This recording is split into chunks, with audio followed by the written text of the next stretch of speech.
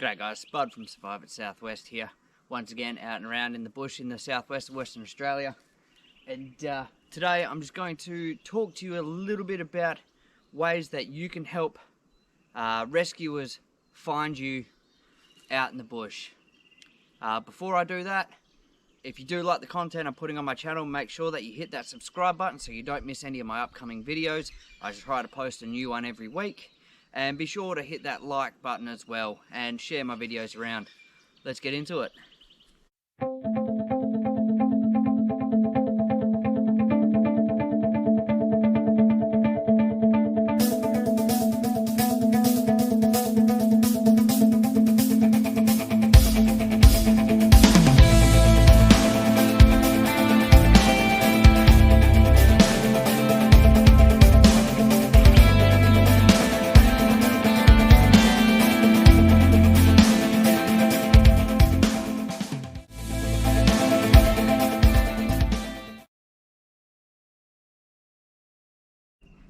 Okay, so if you've read my bio or know anything about me, you know that I've been a search and rescue operator for close to 20 years now. And a lot of what I do there is missing person searches. So I'm just going to start out by saying when we're out here looking for a missing person, there's a few things we look for. So not only do we look for the person themselves, but we're using all our senses. We are looking for signs that the person has been there or signs where the person is going. We're listening out for sounds. Those birds are quite noisy. So we're listening out for sounds and smell and everything like that. So in one of my previous videos, I've shown you how to use one of these, which is a little rescue mirror. Not going to be greatly effective on a day like today that there's not much sun around because it's fairly overcast. Now I carry one of these, but I'm about to show you how to make one. I'm about to show you how to make one of them. And also another thing is a whistle. Now the sound of a whistle will travel a lot further than someone yelling. Especially if you're out here and there's a bit of wind or you're anywhere near running water, the sound of your voice isn't going to travel very far. So a little while back, I found this. I didn't bring this with me. I found it on a trail back that way. And I'm going to show you how to make both of those things out of this one can. Let's start with this.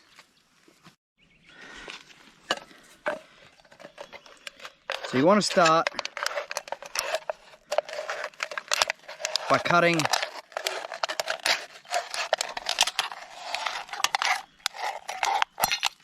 the can open on both sides.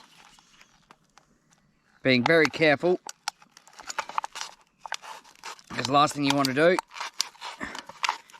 is give yourself a decent laceration.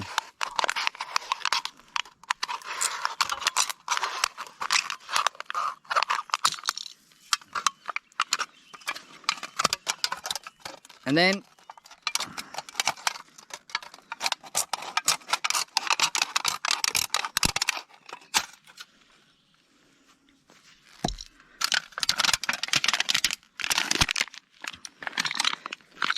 you want to flatten that out. So this is what we're going to start with.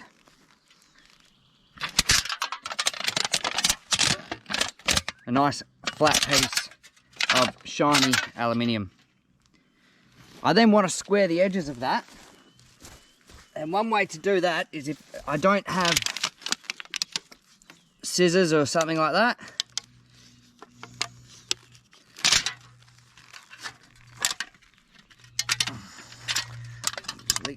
let's start this way.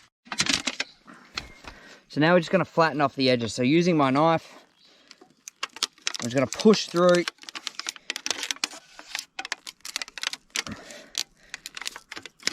to get rid of these jagged edges.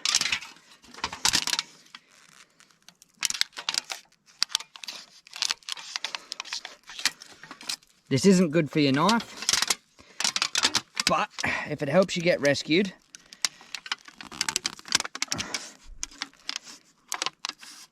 then that's the aim of the game. So now I've got a nice square bit of aluminium. So what I want now is I need to make a couple of strips out of this. So I need to make one that's about 8 to 10 centimeters long by about 1 centimeter wide.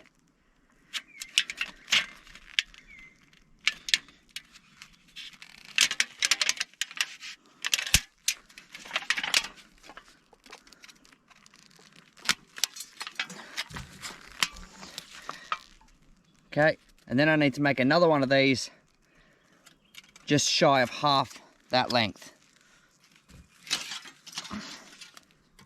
So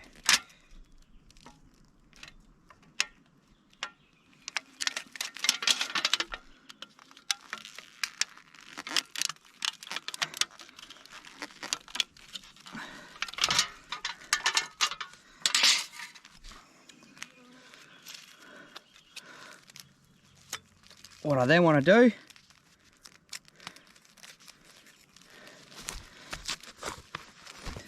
is make a cross with it and fold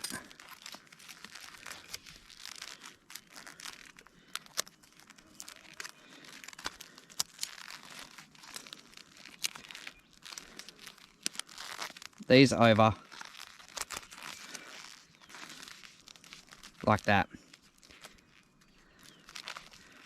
and then fold that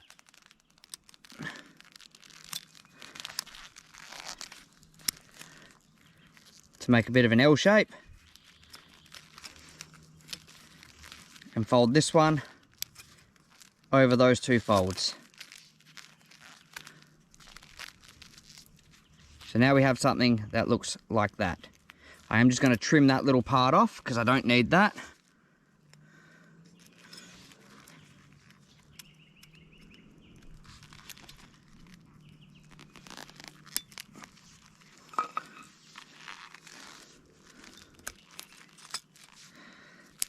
Okay, so now I need to take my gloves off for this because I need the dexterity.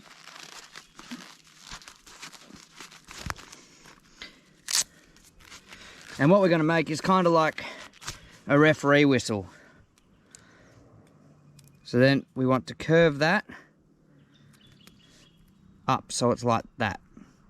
And we also want to open up this top lip. So being very careful.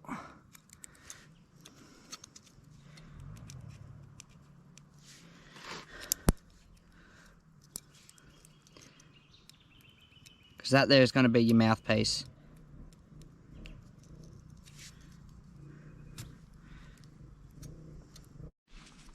Okay, so now we've got them all folded. We've got that curved around. What you want to do is put your 2 fingers on there. And you want to leave yourself a bit of a gap. And we've essentially made a whistle. So it's going to take a bit of fidgeting around to get the placement quite right. But when you do, that is quite loud.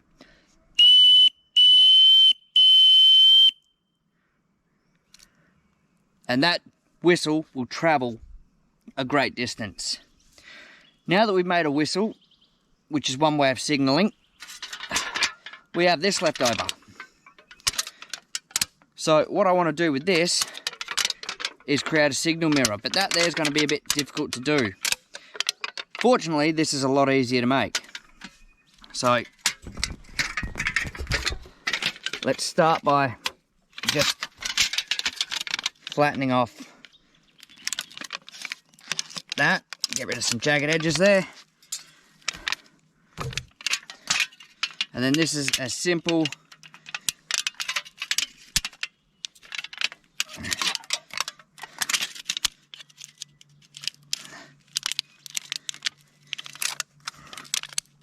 as folding these edges over.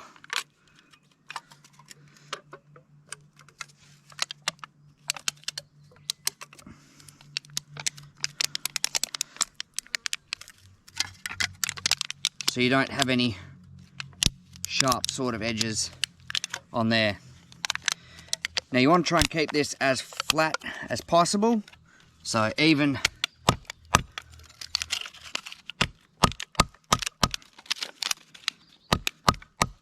As to stop it creasing up.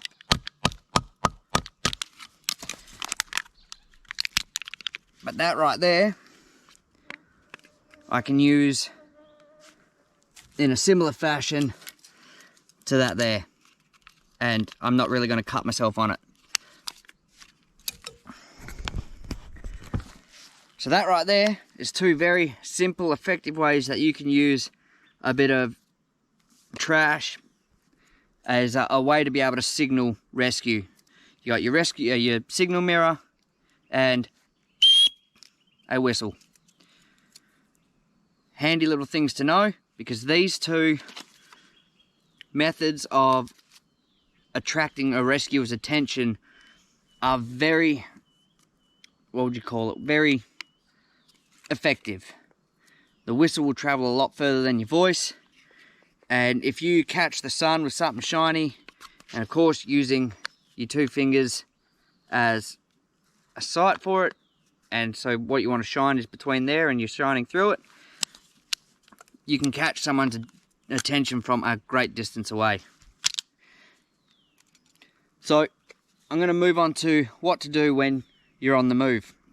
So if you're moving around, a few things that you can do to help us out to figure out which way you're going. Okay, so the next tip, I'm sure everyone's heard the term blazing a trail. Now if you don't know what blazing a trail is, it is a way of marking where you've been to be able to find your way back. Now, blazing a trail is a very effective way of marking. Like if you don't have something that you can tie around a branch every now and then, we in the emergency service use flagging tape to show where we've been, to be able to follow that way back. Blazing a trail is very similar. Basically, you get something,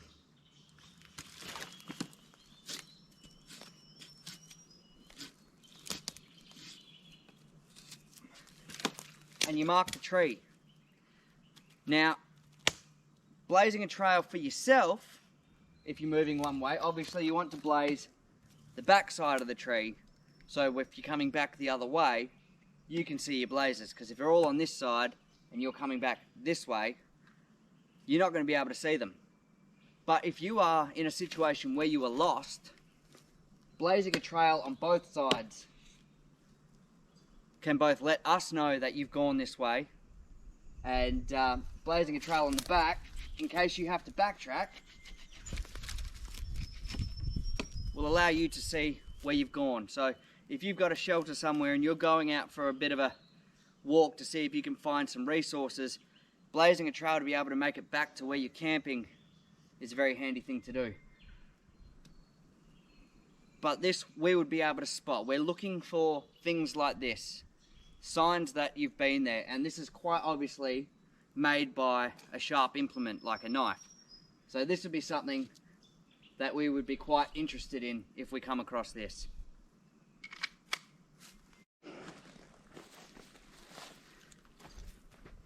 Now quite often you're going to come across some soft ground. It can't be rocky all the time in the southwest. Now footprints are an excellent way of being able to find you. So if you come across some soft ground, put a dirty great footprint in it in the direction you're traveling. Because if we saw that, we would radio through. We would say we found footprints, because usually what will happen is in the description of who we're looking for, quite often we'll get what type of shoes they're wearing and bits and pieces like that. So footprints is another thing we look for. So if you find somewhere where you can leave a footprint, leave a footprint. Another way with footprints is also Very simple. Something telling us which way to go. But let's say you're coming across an area that you can't be able to leave footprints. I mean, yes, you can squash down the grass a bit, but a fair few animals use this area, and a lot of the grass, a lot of the plant matter is already squashed down. A simple way that you can let us know which way you're going is find yourself a few sticks. If you can find yourself a stick with a Y in it, fantastic. Leaving us a signal of where you're going is as simple as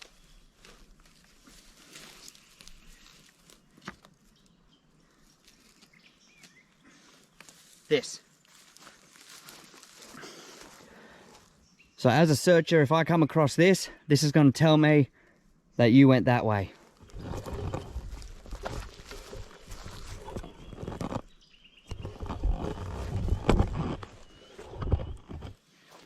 Now, if you can't find a stick with a Y in it,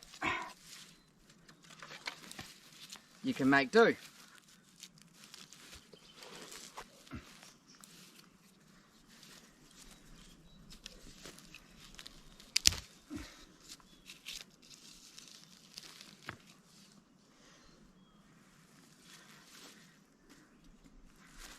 By doing that, which again tells me you've gone that way. And one more thing that we'll look for is areas that have been disturbed. So you want to make it extremely obvious that you've come through there. You want to keep a lot of what you're doing to let us know at around eye height. So as simple as don't break it off, leave it hanging. Because that there is quite obvious that something's come through and it snapped that, and it's relatively fresh. So that's another thing that we will be looking out for.